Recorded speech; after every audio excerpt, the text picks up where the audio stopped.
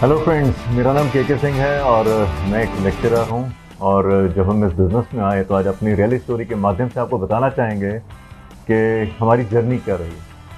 And I am not very sure कि ये हर एक को अट्रैक्ट करेगा, लेकिन कुछ एक को तो करेगा। और ये स्टोरी जब सुनाई जाती है ना, इसका कारण एक ही होता है, ताकि कोई ऐसा शख्स जो बिज़नेस में आता है वो हमारी स्टोरी से रिलेट कर सके। और सभी की स्टोरी जैसी नहीं होती, स्टोरी की खास बात ये होती है। अगर मैं अपनी बैकग्राउंड के बारे में बताऊं तो जब मैंने इस बिज़नेस को शुरू किया था तो उस टाइम मेरी एज हार्डली 27 साल थी। और पीछे से देखें तो we are 5 brothers and sisters. And जो पहले का अगर देखें तो फैमिली जो थी वो बहुत डिस्टर्ब रही शुरू में, क्योंकि we lost our father when I was just 11 years old, 11 साल की उम्र में। उस टाइम मैं हार्डली 7th क्लास में था और उस टाइम लाइफ का पता नहीं था कि लाइफ जाएगी कहाँ। जो सबसे बड़ी सिस्टर है मेरी, वो उस टाइम 23 साल की थी, किसी की शादी नहीं हुई थी, लाइफ सेटल नहीं हुई थी। एंड गाइस, उसके बाद अगले 4-5 साल मुझे पता कैसे निकले। और 1992 में मैंने कमाना शुरू किया ट्यूशन्स के माध्यम से। इसलिए कमाना शुरू किया ताकि मैं अपनी फीस को दे सकूं। और 1992 में जो क्लासेस में रन करता था वो थे 8th, 9th and 10th। Engineering college की पढ़ाई शुरू हुई और साथ साथ ही मैंने ट्यूशन पढ़ाना शुरू किया।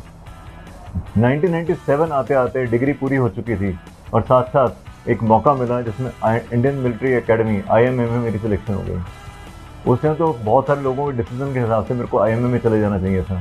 कारण ये था क्योंकि उस टाइम कमाने का कोई रेगुलर सोर्स हमारे पास तब भी नहीं था। लेकिन तब तक मेरा KK स्कूल ऑफ फिजिक्स में नाम बन चुका था काफ़ी हद तक, और अच्छा खासा नाम बन चुका था। और उस नाम के चलते मैंने डिसाइड किया कि मैं कहीं जॉब नहीं करूँगा। अगर स्टेइंग इन चंडीगढ़, दो मात्र कारण थे मेरे पास। एक तो ये था कि एक मेरे को चंडीगढ़ में रहना, और दूसरा मैं चाहता था कि मैं एटलीस्ट अपने मदर के साथ रह सकूँ, क्योंकि डैड तो है नहीं अब। और उन दो रीजंस करके मैंने KK स्कूल ऑफ फिजिक्स को खोला। कॉमर्शियल जगह ली 1997 20 मार्च को, और एक बहुत ही रिस्की डिसीजन था लेकिन लिया। बहुत मेहनत की, सुबह से लेकर शाम तक, रात तक पढ़ाते थे, 16-16 घंटे पढ़ाते थे। और 1999 के आसपास एक ऐसा समय आया जब ऑलमोस्ट हमारे को KK स्कूल ऑफ फिजिक्स जो है वो छोड़ने की नौबत आ गई थी। कमाल की बात ये, 92 से पढ़ा रहा हूँ, 95 से +2 पढ़ा रहा था, 1999 4 साल काम करने के बाद ऐसा लगा कहीं कोई गलत डिसीजन तो नहीं हो गया। ये अक्सर हर एक केस में होता है। हमारे बिजनेस में भी, एमबीए बिजनेस में भी कई बार लोग आते हैं, 3-4 साल अच्छे निकलते हैं उनके, लेकिन अचानक ही लाइफ में जब अप्स एंड डाउन थोड़े बहुत आते हैं तो उनको सोचने मजबूर हो जाते हैं कि क्या हमने सही डिसीजन लिया, कि हमने गलती तो नहीं कर दी एमबीए ज्वाइन करके। क्योंकि हम तो आते ही प्लेटिनम हो गए थे, हम तो आते ही आगे बढ़ गए थे, 2 साल हुए, 3 साल के अंदर हम आगे बढ़ गए थे। लेकिन मैं फ्रेंडली आपको बताऊँ, ये बिजनेस जो होते हैं ना, बिजनेसेस जो होते हैं, ये कभी भी सिंगल डिसीजन नहीं होते, ये सीरीज ऑफ डिसीजन होते हैं। राइट और wrong doesn't matter at all, you will have to make it right. और वही हमारे साथ हुआ। 1999 में जब ये मौका आया तो उससे हमने डिसीजन लिया कि नहीं, हम टिकेंगे, काम करेंगे। और ये वो एक ऐसा वक्त था, कहते हैं जब सभी सहारे छूट जाते तो बंदा क्या करता है, बंदा जाता है एस्ट्रोलॉजर्स के पास। तो एक बड़ी फनी स्टोरी है, मैं एस्ट्रोलॉजर के पास गया वहाँ पे, और वो बड़े बढ़िया इंसान थे। उन्होंने मेरा चार्ट देखा और चार्ट देख के मेरे को बोला, कहते आपको ना वैसे एजुकेशन में नहीं होना चाहिए था, आपको आर्मी में होना चाहिए था। अगर आप आर्मी में होते, क्योंकि आप कहते ना कि आपका टेवा ये बताता है अगर आर्मी में होते काफ़ी ऊपर तक जाते। लेकिन उसको क्या पता था कि मैं IMA की सिलेक्शन छोड़ कर आया हूँ, उसको ये नहीं पता था। मन के अंदर एक डाउट पैदा हो गया, और उस डाउट को लेके मैं अपने स्कूटर के ऊपर बैठा हुआ घर वापस आया। घर कब पहुँच गया मुझे नहीं पता, लेकिन एक मन में डाउट रहेगा कहीं कोई गलत डिसीजन तो नहीं हुआ। और उस दिन रात को जब मैं सो नहीं पाया, सुबह उठा तो एक ही चीज़ डिसाइड किया, अब जो हो गया वो हो गया, अब करना है तो यही करना है, देखी जाएगी। और फिर पूरी मेहनत से दोबारा से काम करना शुरू कर दिया। और फ्रेंड्स, एग्जैक्टली 2 साल के बाद हमारा नाम पूरे चंडीगढ़ में टॉप पर आ चुका था। मैं 90 के बैचेस पढ़ा रहा था, हमारी हाईएस्ट नंबर ऑफ सिलेक्शन हो रही थी। और उसके बाद दोबारा मैं उस एस्ट्रोलॉजर के पास गया मिलने के लिए। He was 90 years old that time. उसने देखा मुझे, पहचानता था मुझे, और उसने फिर दोबारा से मेरा टेवा देखा। फिर पता क्या कहता आपका बृहस्पति जो है ना वो 12वें घर में है, जो कि उसका अपना मतलब एक स्थान है, ठीक है ना, और शायद बृहस्पति गुरु ऑफ टीचिंग है, तो इसलिए आप सक्सेसफुल हो गए। मैं कहा यार तेरे को बृहस्पति पहले नहीं दिखाई दिया था। हाँ, तो ये कई बार पता क्या होता है, हम ऐसे डिसीजन लेते रहते हैं और जब टॉप पे चले गए हम के स्कूल ऑफ फिजिक्स में, उसका नाम चलता था पूरे चंडीगढ़ में। उस दौरान एक मौका आया जब इस बिज़नेस के थ्रू हम लोग इस बिज़नेस में कैसे आए। मेरे ब्रदर जो थे वो बिज़नेस में आ चुके थे ऑलरेडी, उमाकांत में, और उनके अंदर कुछ चेंजेस देखे हमने, और चेंजेस देख के मुझे लगा कि ये कुछ अच्छा काम कर रहा है ना। और उसने किसी एक एसोसिएशन में बुलाया, गेट टुगेदर में बुलाया, उस गेट टुगेदर में गए, वहाँ जाके अच्छा लगा मुझे। I started doing this business along with Leena. लेकिन ऐसा नहीं कि it was the love at the first sight. अच्छा लगा, इसका मतलब ये नहीं था करेंगे। कई लोग आते हैं पूछते हैं मुझसे बिजनेस कैसा लगा, अच्छा लगा, लेकिन गारंटी थोड़ा वो करेगा। अच्छा लगने का मतलब करना नहीं होता। अच्छा लगा, मैंने उमाकांत के लिए बिजनेस को करना शुरू कर दिया। मुझे लगा कि यार इसकी गवर्नमेंट जॉब है, इतनी सैलरी नहीं है, चलो इसको कोई सपोर्ट हो जाएगी। उन दिनों ना जब बिजनेस प्लान दिखाते तो एक चीज़ दिखाते थे कि जब आप डीडी वर्ड यूज़ करते थे, डायरेक्ट डिस्ट्रीब्यूटर, कि जब आप डीडी बन जाएंगे तो आपको आपके अपलाइन को 4% जो कि 16,000 होता था वो आएगा। तो मैंने कहा यार अगर मैं डीडी बन जाऊँ तो तेरे को 16,000 आएगा? कहते हैं हाँ। मैं कहा चल तेरा एक डीडी तो पक्का हो गया, मैं तो जाऊँगा। और मैंने उसके लिए शुरू किया। लेकिन अगेन बात वहीं आती है ना, जब आप किसी के लिए शुरू करते हैं ना तो शायद उतने दम से काम नहीं करते। जब इस बिज़नेस को मैंने अपने लिए करना शुरू किया, और ये अपने लिए कैसे डिसीजन हुआ अपने लिए करने का, पता है? अपने लिए डिसीजन होता है सीरीज ऑफ डिसीजन के थ्रू। कई बार आप ऐसी परेशानियों से गुजरते हैं और उन परेशानियों के दौरान आपको लगता है कि आपको एक और कुआं खोदना चाहिए। This income is not sufficient, या ये रास्ता अकेला बहुत नहीं है। तो उसके बाद हमने जब इस बिज़नेस को शुरू किया तो उसमें कुछ एक चीज़ें ऐसी हुई, मुझे लगा कि नहीं इसको हमें बिल्ड करना चाहिए, राइट। और उस दौरान जब हम बिज़नेस बिल्ड कर रहे थे, we went silver in just 11 month, और सिल्वर पिन पे हम 2 साल अटके रहे। ग्रुप बनता रहा, टूटता रहा, चलता रहा, कभी ऊपर कभी नीचे, लोग आते रहे जाते रहे, और इस बिज़नेस में हमारे को लगभग 3 साल हो चुके थे। और मुझे ये समझ नहीं आ रहा था where we are doing wrong.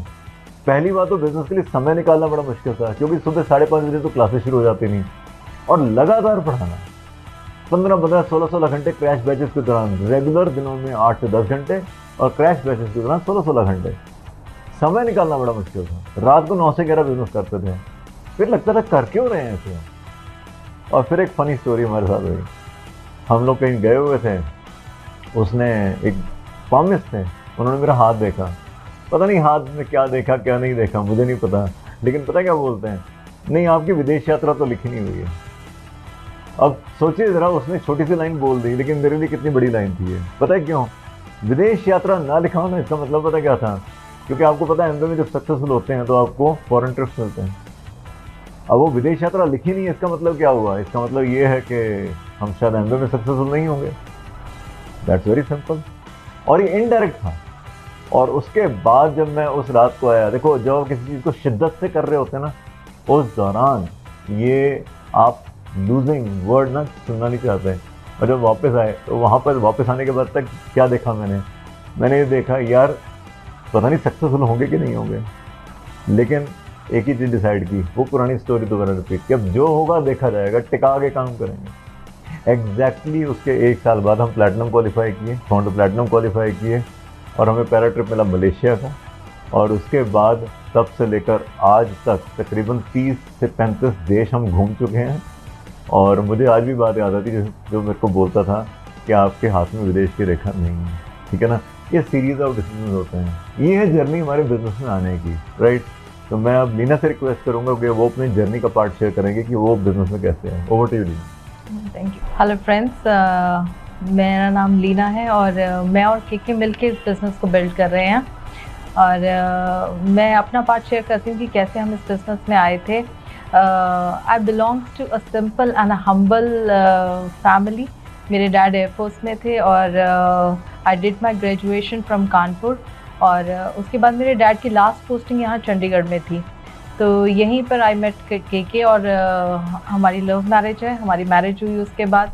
और जब ये बिज़नेस हमें हमारी लाइफ में इंट्रोड्यूस हुआ तो we were running a coaching institute by the name of K school of physics. और नो डाउट बहुत ज़्यादा रिनाउंड हमारा इंस्टीट्यूट था, और हमारे पास बहुत सारे रीजंस थे इस बिज़नेस को ना करने के लिए, क्योंकि एट दैट टाइम के अपना इंस्टीट्यूट खोलते थे मॉर्निंग में 5 बजे, 5:30 बजे, और पहली क्लास शुरू होती थी, और रात को हम अपना इंस्टीट्यूट क्लोज करते थे रात को 9 बजे। हमारी 2 ब्रांचेस थी, तो हमारे पास बहुत सारे रीजंस थे कि क्यों हमें इस बिज़नेस को नहीं करना है। तब हमारी रिसेंटली मैरिज भी हुई थी, और जब ये बिज़नेस हमारी लाइफ में इंट्रोड्यूस हुआ, और मगर मुझे ये बिज़नेस हमारी लाइफ में, तो के ब्रदर, जो बड़े ब्रदर हैं, वो हमारे स्पॉन्सर भी हैं, मिस्टर उमा खान एंड वंदना सिंह चौहान। उन्हीं के थ्रू हम इस बिज़नेस में आए हैं, वो हमारे स्पॉन्सर हैं इस बिज़नेस में। और initially he started this business, और मगर ये बिज़नेस मुझे नहीं करना था, क्योंकि मुझे लगता था कि जो हमारा मी टाइम है, मुझे लगता था जो हमारा सेल्फ का टाइम है, वो भी इस बिज़नेस में चला जाएगा। तो मुझे लगता था मुझे और कोई प्रोजेक्ट अपनी लाइफ में नहीं लेना है। तो हमारी एक और ब्रांच हमें बठिंडा से भी हम सोच रहे थे एक्सपेंशन करने के लिए अपने बिज़नेस को, के स्कूल ऑफ फिज़िक्स के लिए। हमें कोटा से भी कॉल आई थी, बट हम उस मोड में थे कि हम अपने उस ट्रेडिशनल बिज़नेस को कैसे एक्सपैंड करें। तो उसी दौरान ये बिज़नेस भी हमारी लाइफ में इंट्रोड्यूस हुआ, और मुझे ये बिज़नेस अच्छा लगा था, ये बिज़नेस बहुत अच्छा लगा था। बट ये बिज़नेस मेरे लिए लव एट फर्स्ट साइट नहीं था। मुझे लगता था जो हमारा पर्सनल टाइम है वो भी इस बिज़नेस में चला जाएगा, क्योंकि मैरिज के बाद कहीं हमें आउटिंग करने भी जाना होता था, तो हमें 10 बार सोचना पड़ता था कि हम अपने इंस्टीट्यूट को कैसे बंद करें। 3 दिन की छुट्टी देनी भी हमारे लिए बहुत ज़्यादा भारी पड़ जाती थी। और मगर ऐसे ही हमने इस बिज़नेस को, मगर के ने कहा कि मैं अपने ब्रदर को मना नहीं कर सकता, तो मैं इस बिज़नेस को स्पॉन्सर करूँगा। तो मैंने कहा था कि ये बिज़नेस मुझे मत करने के लिए बोलना। तो के ने मैंने फॉर्म पे साइन ज़रूर किया था, but that was just an obligation. तो मुझे नहीं था कि मैं इस बिज़नेस को कभी करूँगी। बट हमारी बिज़नेस एक कहते हैं ना, बिज़नेस स्पॉन्सरिंग, मुझे लगता है कि हमारी एक ऑब्लिगेशन स्पॉन्सरिंग थी। बट लेटर ऑन के ने भी मुझे स्पेस पूरी दी, कभी मुझे कंपेल नहीं किया इस बिज़नेस में आने के लिए कि नहीं करना ही करना है। बट आफ्टर 3 मंथ्स, जैसे जितने भी हमारे स्पॉन्सर हैं, अपलाइंस हैं, सब हमें इनवाइट करते रहते थे कि इस फंक्शन में आओ, इस फंक्शन में आओ। तो के एक तरह से वर्कaholic थे, और संडेज़ को भी even he used to keep himself busy, और संडे को भी टेस्ट वगैरह रखने।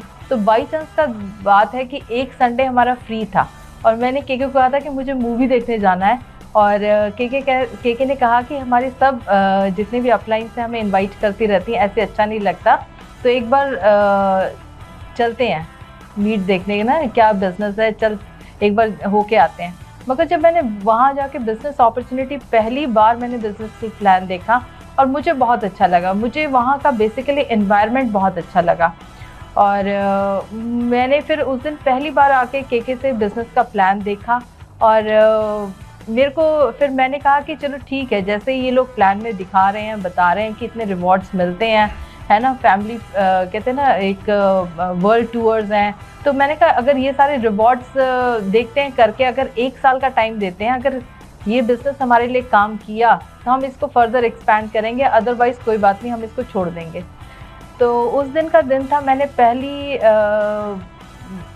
के को होल हार्टेडली सबमिट किया, और इस बिज़नेस में जितनी भी एक्टिविटीज़ थी और जो भी बिज़नेस का चार्ज था वो मैंने लेना शुरू किया, और जो मेरी कमिटमेंट अपनी ट्रेडिशनल बिज़नेस के लिए थी वही कमिटमेंट मैंने अपनी यहाँ पर भी दी।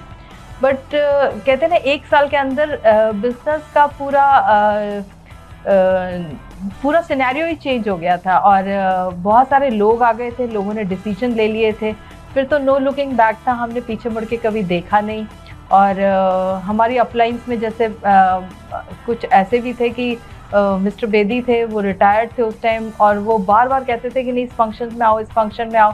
तो मुझे लगता था यार ये तो रिटायर बंदे हैं, मतलब हमारे पास तो बहुत सारा काम है अभी, मतलब ये हमें नहीं जाना। तो इनिशियली मुझे कोई प्रायोरिटी नहीं लगती थी इस बिज़नेस को करने के लिए, बट धीरे धीरे मुझे यहाँ का एटमॉस्फेयर बहुत अच्छा लगा, माहौल बहुत अच्छा लगा, और आज इस बिज़नेस को अपने हस्बैंड के साथ, मैं के साथ बिल्ड कर रही हूँ, और इस बिज़नेस के रिवॉर्ड्स को आज एंजॉय कर रहे हैं।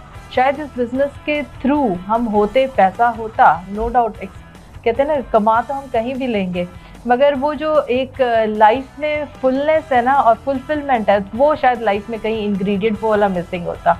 तो आज एक कंप्लीट पैकेज हमें मिला इस बिज़नेस के थ्रू, और इस बिज़नेस ने नो डाउट एक पहचान भी दी है। इस बिज़नेस में आने के बाद ही मेरे दोनों बेटे हुए हैं, मेरे 2 बच्चे हैं और एक मेरा बड़ा बेटा मास कम्युनिकेशन परस्यू कर रहा है, छोटा बेटा मेरा +2 में है।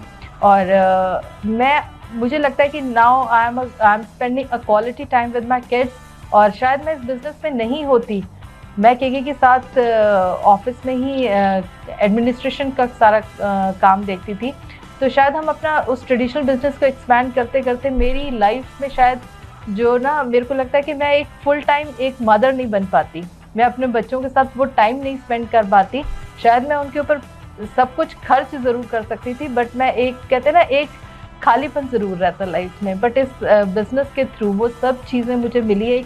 ये बिज़नेस मुझे लगता है कंप्लीट पैकेज है और जिसने भी शुरू करना है। और ये बिज़नेस की खूबसूरती ये है कि किसी भी आम आदमी को ये एक ख़ास आदमी बना देता है। और बस मैं यही कहूँगी कि इस बिज़नेस को देखने का करने का डिसीजन लीजिए। ये बिज़नेस एक कंप्लीट बफे है।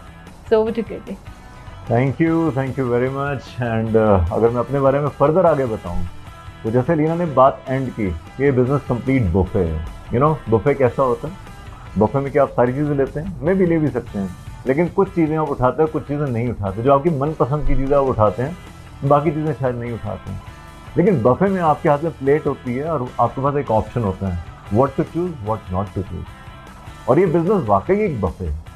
इसमें अगर आप प्लेट उठाएंगे तो that plate is your life. और उसमें अगर आप कुछ डाल रहे हैं ना, जैसे फ्रीडम डाल रहे हैं, आज समय है हमारे पास, आज पूरा दिन घर में रह सकते हैं, चॉइस है, उसमें सोएं, घूमने जाएं, मेडिटेशन करें, कुछ भी करें, वो चॉइस है।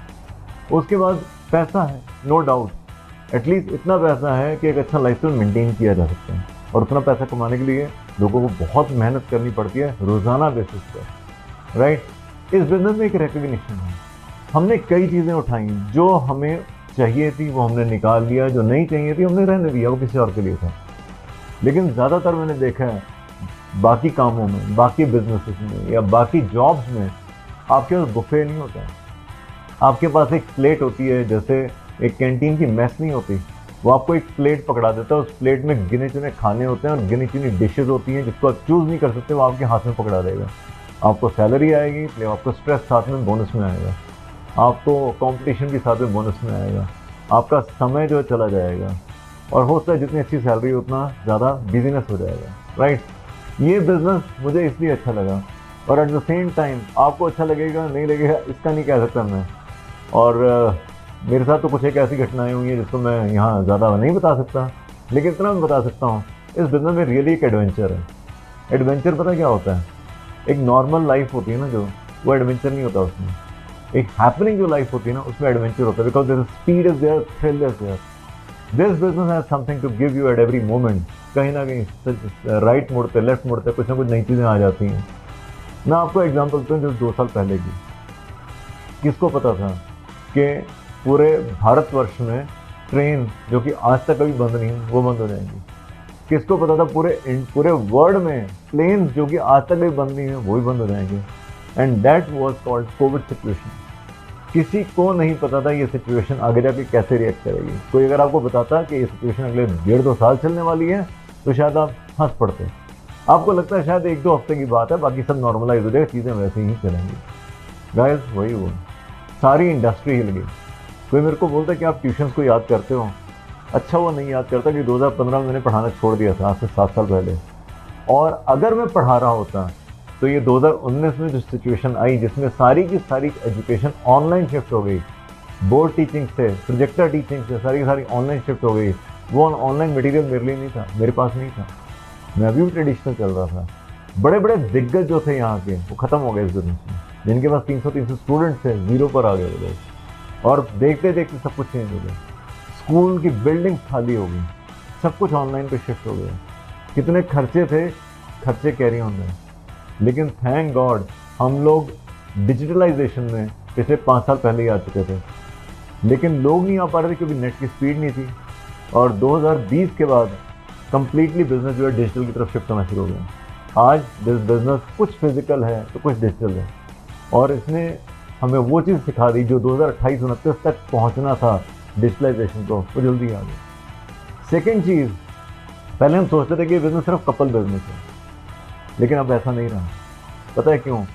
हर एक इंसान की ज़िंदगी अलग अलग बटी हुई है। लेडी का अलग रोल है, जेंट्स का अलग रोल है। मैंने इस बिज़नेस में देखा जिनके हस्बैंड बहुत ज़्यादा बिजी हैं, बहुत ज़्यादा सीनियर प्रोफाइल पर हैं, उन लेडीज़ ने अपने नाम को बनाने के लिए वुमेन एम्पावरमेंट को फॉलो किया, अकेले अपने दम पे बिज़नेस को बिल्ड किया। And this business providing 65% ladies जो है ना इसमें हैं, जो एक्टिवली बिजनेस को बिल्ड कर रही हैं, ठीक है ना। उन्होंने अपना नाम बनाया, अपने दम पे वो अपनी फैमिली को घुमाने लेके जाती हैं वर्ल्ड ओवर, यू नो। तीसरी चीज़ जो बात करती हैं, जेन वाई, यंगर जनरेशन। कभी सोचा ही नहीं था यार कि हमने जब बिजनेस शुरू किया था हम भी तो जेन वाई ही थे, वी वर जस्ट 27। लेकिन जब हमारा बिजनेस, मेरे को अच्छी तरह याद है कि एमवे की 60th एनिवर्सरी लास वेगास में बननी थी। 60th एनिवर्सरी जब लास वेगास में बनी थी 2015 में, हमने कुछ डिसीजन लिया अपने लिए। 2015 में मेरी एज ऑलरेडी 40 साल हो चुकी थी, 40 ईयर्स प्लस हो चुका था मैं। और उस समय मैं ये सोच रहा था कि यार हमारे लीडर्स की एज क्या है। जो लीडर्स 27 साल की उम्र में हमारे साथ आए थे वो भी 40 के हो चुके थे, और हम ये सोच रहे थे कि हमारे इस बिजनेस के युवराज कौन होंगे, कौन है जिनको हम आगे हैंड ओवर करेंगे बिजनेस करने के लिए। तो उस टाइम दिमाग में एक थॉट आया, let's bring younger blood in the business, let's bring second generation in the business. और वहाँ से हमने काम करना शुरू किया जेन वाइज के साथ। और यंगस्टर्स के आने के बाद ना हमारी खुद की लर्निंग बहुत अच्छी हो गई। When Amway announce about the A60 we were so excited, क्योंकि A50 में हम नहीं जा पाया था। A60 पता कहाँ था? Las Vegas. और लास वेगास में कहाँ स्टे होने वाला है? MGM ग्रैंड में। और it was just a dream come true. मेरे को अच्छी तरह याद है US के वीज़ा के लिए लोग कितने मारे मारे फिरते हैं, लेकिन अगेन 10 साल के वीज़ा लग गए साथ के साथ ही। और हमने डिसाइड किया कि नहीं, एमवे की 60th एनिवर्सरी का हम पार्ट बनेंगे। और वहाँ से शुरुआती हमने अपने बिजनेस को यंगस्टर्स की तरफ मोड़ने की शुरुआत की। हमने कहा चलो ठीक है, हम देखते हैं, आइडेंटिफाई करते हैं कि हमारी टीम में कितने प्लेटिनम जाएंगे, कितने फाउंडर प्लेटिनम जाएंगे। पूरा ध्यान उस तरफ जाना शुरू हो गया। And specially one more thing was there, अब यंगर जनरेशन आ रही है, तो क्या बिजनेस यंगर जनरेशन के लिए इस टाइम है? और एमवे ने भी ये चीज़ देखी, और बहुत सारी जो लॉन्चेज आई हैं ना, जैसे गमीज आया, ये सब आया, वो सिर्फ यंगर जनरेशन को देखते हुए आया, ठीक है ना, कैसे सोसाइटी चेंज हो रही है। फ्रेंड्स मैं एक बात बताऊँ आपको, दो तरह के चेंजेस होते हैं, एक होते हैं स्टैटिक चेंजेस, एक होता है dynamic changes. Dynamic changes movement में दिखते हैं, होते हुए दिखते हैं, इसीलिए लोग अडॉप्ट कर लेते हैं। लेकिन स्टैटिक चेंजेस जानते हैं क्या होते हैं? Static changes are so slow कि पता ही नहीं चलता वो चेंज कब हो गया। क्या आपने अपने बेटे की हाइट को बढ़ते हुए देखा? क्या आपने घर में दूध से दही बनते हुए देखा हुआ? बनता तो है ना, रात को रखो सुबह दही बन जाता है, लेकिन ध्यान से देखो आपको पता नहीं चलेगा, because that change is so slow कि आप ऑब्जर्व नहीं कर पाएंगे। इस बिजनेस में भी सेम वही चीज़ है कि जब आप इस बिजनेस में आते हैं तो आपके अंदर कुछ स्टैटिक चेंजेस आते हैं। स्टैटिक चेंजेस, आपके बात करने का तरीका चेंज हो जाता है, आप लोगों से बात करते हैं, आपका जो एक्सपोजर होता है वो इतना बढ़िया हो जाता है कि आप कई इंटरव्यूज तक क्रैक कर लेते हैं, बिकॉज अब आपको डर लगना बंद हो जाता है, आपका लैंग्वेज के ऊपर कमांड हो जाता है। अरे पर्सनैलिटी डेवलपमेंट ऐसी हो जाती है जिसके लिए लोग लाखों रुपए देते हैं कई बार तो, ठीक है। और वही सेम हमारे साथ हुआ, हमारे बिजनेस में लोग आए, सिंगल गर्ल्स भी नहीं, और उन्होंने चार्ज लिए, और आज एक बड़ी हेल्दी ऑर्गेनाइजेशन के साथ हम बिल्डअप कर रहे हैं। इसके बाद अगर मैं बात करूँ क्या मिला बिफोर एंड आफ्टर की, अगर मैं वाकई के स्कूल ऑफ फिजिक्स में अभी भी होता तो आपको क्या लगता है, जो हम बताते हैं 16-16 घंटे हम पढ़ाते थे, क्या वो 16-16 घंटे आज इस एज पे मैं पढ़ा पाता? राइट, सोचने वाली बात है ये। कहते हैं कि when you are younger work hard so that you can rest later on, but at this age may be possible नहीं था 16 घंटे काम करना। दूसरा, क्या ये नाम हमेशा बना रहता है? कितने बड़े बड़े फिल्म स्टार्स थे किसी टाइम के, आप जानते हैं क्या उनको? आप जानते हैं उस भारत भूषण को जिसने इंडस्ट्री में इतना नाम कमाया था किसी टाइम? आप जानते हैं उनको? आने वाले टाइम में लोग शाहरुख खान, रणवीर सिंह, किसी को नहीं जानेंगे। पता है क्यों? क्योंकि समय पानी कितना होता है, टिकता नहीं है वो कभी भी। आज आपका नाम है, लोग जानेंगे, आज MS धोनी को जान रहे हैं, लेकिन अब भूल जाएंगे धीरे धीरे, कल विराट कोहली को भूल जाएंगे, परसों रोहित शर्मा को भूल जाएंगे। उसी तरीके से जब इनके नाम नहीं याद रहे किसी को, तो के स्कूल ऑफ फिजिक्स क्या चीज़ है? That's very simple. ये चीज़ हमें समझ में आई थी, और वही रहा कि अगर मैं के स्कूल ऑफ फिजिक्स अभी भी कर रहा होता तो शायद होता है छोटे बैचेस पढ़ा रहा होता, और जिस बंदे ने 100 के बैचेस पढ़ाए हों वो 10 के बैचेस नहीं पढ़ा सकता। इट्स वेरी डिफिकल्ट, सोचने वाली बात है ये। और उसके बाद क्यों मेरे को ये याद नहीं आता? क्योंकि के स्कूल ऑफ फिजिक्स को रन करने के लिए इनोवेशन बहुत ज़्यादा चाहिए थी, सिलेबस चेंज होता रहता है, एमवे बिजनेस में एक ही सिलेबस है, पता है क्या? Showing the opportunity and sharing the product. दो छोटे छोटे काम है जो हम कर रहे हैं रोजाना बेसिस पे। यहाँ पर आपको क्राउन जाना है तो भी यही सिलेबस है, 3% पे जाना है तो भी यही सिलेबस है। और अगर के स्कूल ऑफ फिजिक्स कर रहा होता, क्या वो सेहत जो आज मेरी है या हमारी है, क्या वो मेंटेन रहती उतनी? Of course not. My condition was in 2002, you know क्या था? 2002 में जब मैं बिजनेस में आया तो उस टाइम मेरा जो लिवर था वो डैमेज हो चुका था। मैं 6 महीने बॉइल्ड फूड कर रहा हूँ और मेरे को माइग्रेन था 12 साल से, और इतना मतलब मेरे को था कि पाइल्स हो चुका था, बुरा हालत था, body was broken, you know why? At the age of 27-28 ये सब था मेरे को। लोअर साइड BP 50-55 रहने लग गया था क्योंकि एक्सेसिव भी काम कर रहे थे। आज 20 साल बाद आई थिंक मैं डेली बेसिस पे 5 से 7 किलोमीटर जॉगिंग कर लेता हूँ, डेली बेसिस पे मैं अपना सेहत का ध्यान रख लेता हूँ, मेडिटेशन भी करता हूँ, राइट? आज I feel more fitter because of the Nutrilite, because of the life style that we are earning. इसके बाद अगर हम देखें आने वाला फ्यूचर कैसा होगा, संभावनाएं क्या हैं? आपको पता है एक चीज़ होती है होप। अगर ये होप निकाल ली जाए ना किसी में से तो ज़िंदगी नीरस हो जाती है। क्यों बच्चे इतनी मेहनत करते हैं? हम क्यों बोलते थे बच्चों को +1 में टिका के मेहनत कर लो, तुम्हारी ज़िंदगी बहुत बेहतर हो जाएगी? वो होप होती थी, बच्चे टिका के मेहनत करते थे कि IIT में एडमिशन हो जाएगा उनका। उसी तरीके से इस बिज़नेस में अगर मैं आपको कहूँ कि अगले 5 साल इस बिज़नेस को टिका के लगा दो, आने वाली ज़िंदगी बेहतर हो जाएगी, तो मैं गलत नहीं होऊंगा इसमें। क्योंकि 2021 से लेकर 2030 ये जो डिकेड चल रहा है ना, this is the decade of startups. ये वो डिकेड है जिसको वर्ल्ड ओवर ने एक्सेप्ट किया कि स्टार्टअप का एरा आ चुका है। और ये जो स्टार्टअप का एरा आया ना, इसमें एंटरप्रेन्योर्स पैदा होंगे, इसमें जॉब क्रिएशन के पीछे लोग नहीं भागेंगे, जॉब करने के लिए नहीं भागेंगे, वो अपना कुछ क्रिएट करने के लिए भागेंगे। क्योंकि इस कोविड सिचुएशन में एक चीज़ तो समझ में आ चुकी है लोगों को, people don't want only money, they want a complete package. उनको ट्रैकिंग भी करनी है, उनको साइकिलिंग भी करनी है, उनको घर में समय भी देना है, उनको बाय चॉइस काम करना है, and that is something called as gig economy. और आज ये गिगर्स कितने घंटे काम करना पसंद करते हैं आप जानते हैं? ये हफ्ते के 100 घंटे काम करना पसंद नहीं करते हैं, उनको वैसी ज़िंदगी नहीं चाहिए। वो हफ्ते में 40 से 50 घंटे बाय चॉइस काम करना चाहते हैं। अब तो आगे जाके मतलब कुछ गवर्नमेंट्स भी ऐसा कर रही है कि आप इतने घंटे ही काम करें, जैसे अब्रॉड में कल्चर है पर आवर। वैसे ही एमवे बिजनेस में अगर आप इन्वेस्ट करते हैं 20 से 30 घंटे हफ्ते के, you can create something better for you. और direct selling industry is booming up like anything. क्यों? It is work from home culture, truly work from home. घर बैठे पैसा नहीं आएगा, लेकिन घर से बैठ के जरूर पैसा आ जाएगा, घर से काम करके पैसा आ जाएगा। आपके पास चाहिए एक फ़ोन या लैपटॉप, अच्छा एक नेट कनेक्शन और एक ड्रीम डिज़ायर, आगे बढ़ने के लिए एक जज्बा चाहिए। अगर आपको पता है सोशल मीडिया को कैसे यूज़ किया जा सकता है अपने लिए, अगर आप सोशल मीडिया का प्रोडक्ट ना बनना पसंद करें, आप सोशल मीडिया को प्रोडक्ट की तरह यूज़ करना पसंद करें, तो एक बहुत बड़ा बिजनेस क्रिएट कर सकते हैं। हमने इस बिजनेस में न्यूट्रलाइट को अपने ऊपर आजमाया है। वेट मैनेजमेंट की हमने कम्युनिटीज़ बनाई हैं और वो कम्युनिटीज़ जो है हमारे लिए काम कर रही हैं। अभी 2 दिनों पहले World Health Organization World Health Day था। 2 हेल्थ की बात होती है, पता है आपको? एक होती है मेंटल हेल्थ की बात होती है, एक फिजिकल हेल्थ की बात होती है, और हमारे पास दोनों हेल्थ के सोल्यूशन हैं। Physical health can be very well improved by Nutrilite, by our sports nutrition, हमारे अच्छे प्रोडक्ट्स के थ्रू। लेकिन mental health can be improved by our association, जो ये सिस्टम प्रोवाइड करता है, जो हमारे बिजनेस कोचेस प्रोवाइड करते हैं। मैं आपको ये नहीं कहूँगा कि you just come and it will be a piece of cake. कोई भी चीज़ पता पीस ऑफ केक नहीं होता कभी भी। अगर कोई चीज़ वर्थ वाइल है वो पीस ऑफ केक हो ही नहीं सकता है। आपकी बातों में दम कब आएगा? जब आपने कुछ किया होगा, ठीक है ना? बहुत सारे लोग बोलते हैं बिजनेस को और आसान कर दिया जाए। रिमेंबर, जो बहुत आसान चीज़ होती है ना, करने लायक नहीं होती कभी भी। कितने लोग हैं जो चाहते हैं ज़िंदगी उनकी आसान हो जाए? आसान ज़िंदगी जो होती है ना, वो बेहतर कभी नहीं होती। बेहतरी के लिए कुछ करना पड़ता है। और अगर आपको अपने मसल बिल्ड करने हैं तो आसानी से हो जाएंगे क्या? नहीं, उसके लिए काम करना पड़ेगा। तो ये चीज़ हमें समझनी पड़ेगी। आपको पता है ये जो स्टोरीज़ होती हैं जो हमें बचपन में पढ़ाई जाती हैं, उसका पर्पस क्या होता है? वो स्टोरीज़ कहीं ना कहीं हमारे अंदर वैल्यू एडिशन के लिए होती हैं।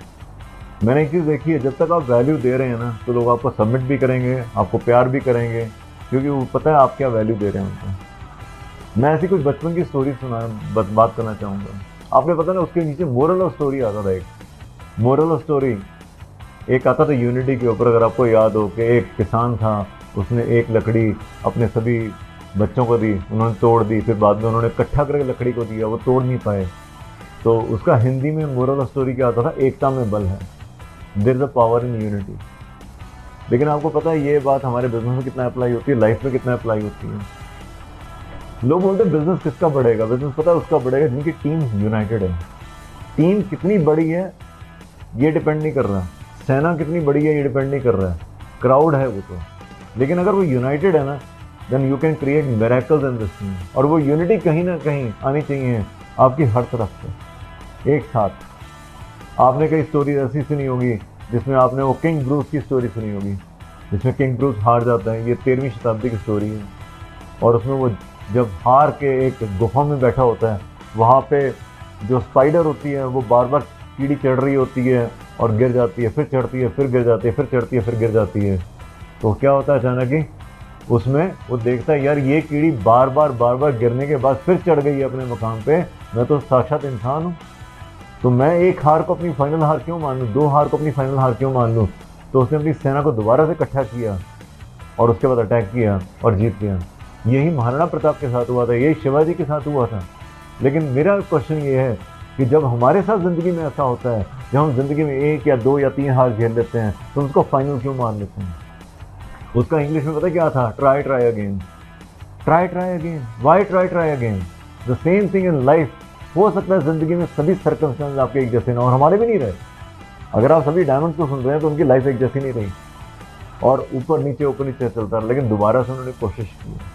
कई कहानियां हम सुनते हैं, आपने एक सुना होगा, एक कहावत है, God helps those who help themselves. God help those, भगवान उन्हीं की मदद करता है जो खुद की मदद करते हैं। लेकिन मैं एक आपसे चीज़ पूछना चाहता हूँ, आपको भगवान के भरोसे क्यों बैठे होते हैं। बहुत सारे लोग सोचते हैं मैं तो काम कर रहा हूँ, भगवान मेरी मदद करेगा। अरे भगवान कभी भी तब तक आपकी मदद नहीं करेगा जब तक आप एग्जॉस्ट नहीं हो जाते। God will never come for you for the things that you already possess when you are exhausted with all the resources that you had. जितने रिसोर्सेज हैं अगर आप एग्जॉस्ट कर लोगे ना, उसके बाद गॉड की जो स्टेप इन होती है। बहुत कई कहानियाँ, मुझे तो उन कहानियों से ना याद आता है कई चीज़ें। एक कहानी 3 feet from gold. You know what is 3 feet from gold. एक बंदा शुरुआत करता है, उसको लगता है कि सोने की खोज की होड़ लगी हुई थी। बहुत सारे लोगों ने सोना खोजने की कोशिश की उन दिनों। तो एक बंदे ने पूरा रिसर्च वर्क किया, उसको एक जगह लगा कि यहाँ पे सोना हो सकता है। उसने वो जगह खरीद ली, सब कुछ बेच के वो जगह खरीद ली, इक्विपमेंट्स लिए, खुदाई शुरू की। लोगों ने बोला पागल हो गया, यहाँ थोड़ा ना सोना मिलेगा। लेकिन खुदाई उसने शुरू की। खुदाई करते करते करते करते कई दिन बीत गए और काफ़ी खोद डाला। अब तो लोग उसको पागल समझने लग गए थे। और उसके अंदर भी एक डाउट आ गया। पता है क्या डाउट? वो ये सोच रहा था यार मैंने सही काम किया, क्या मैंने गलती तो नहीं की। सब कुछ बेचने के बाद मैं यहाँ पर आ गया। और उसके अंदर जो डाउट पैदा हुआ, उसने उस ज़मीन को बेचा, सब इक्विपमेंट्स को बेचा और वो चला गया। और मज़े की बात ये है कि उसकी ज़मीन को जिसने ख़रीदा था उसको था कि यहाँ सोना हो सकता है, उसने खुदाई शुरू कराई। और मज़े की बात यह है कि जब उसने खोदा तो 3 फीट के बाद, जस्ट 3 फीट खुदाई के बाद सोने की खान मिल गई उसमें। अब क्वेश्चन ये है, ज़िंदगी में एमबे में भी कई जगह ऐसा होता है। बहुत सारे लोग बिजनेस में आते हैं, शुरुआत करते हैं अपने नोबल प्रोफेशन के साथ। आप हो सकता है टीचर हो सकता है इंजीनियर हो सकता है डॉक्टर हो सकता है चार्टर्ड अकाउंटेंट हो सकता है फिल्म एक्टर हो, कुछ भी हो, आप ऑलरेडी कुछ ना कुछ कर ही रहे हैं ना, साथ में ये भी शुरू कर लिया। और लोग आपको इस चीज़ के लिए बोलते हैं पता नहीं क्यों कर रहा है ये काम। हमें भी लोगों ने बोला, कईयों ने तो ये तक बोल दिया विनाश काले विपरीत बुद्धि, कहने का मतलब इतना अच्छा भला काम चल रहा है इसका, ये डिसीजन इसका गलत हो गया, राइट। लेकिन हम लगे रहे, लोग भी लगे रहते हैं। और कई लोग लगे रहते हैं, कई साल लगे रहते हैं, लेकिन उनको लगता है कि कहीं गलती तो नहीं कर दी, और वो इस बिजनेस को छोड़ के चले जाते हैं जस्ट 3 फीट अवे, 3 फुट पहले। सक्सेस उनकी पड़ी होती है, वो सक्सेसफुल होने वाले होते हैं, छोड़ जाते हैं। गाइस अगर ना छोड़ा होता ना, मैं फ्रेंकली आपको बता रहा हूँ, 3 फीट के बाद आपकी सक्सेस पड़ी थी, ठीक है ना। ये चीज़ हमें याद रखनी पड़ेगी, हमने नहीं छोड़ा 3 फीट तक। Get ready for you, because बहुत बड़ी सक्सेस आपकी वेट करने वाली है। एकदम नहीं आएगी, रुक के भी नहीं आएगी। अगर आप कंसिस्टेंट हैं तो कुछ ना कुछ आपके लिए रखा होगा। मैं और लीना अपनी टॉक के माध्यम से आपको ये बताना चाहते थे, आई होप आपको हमारी जो स्टोरी इंस्पायर की होगी। तो wish you all the very best. Thank you very much.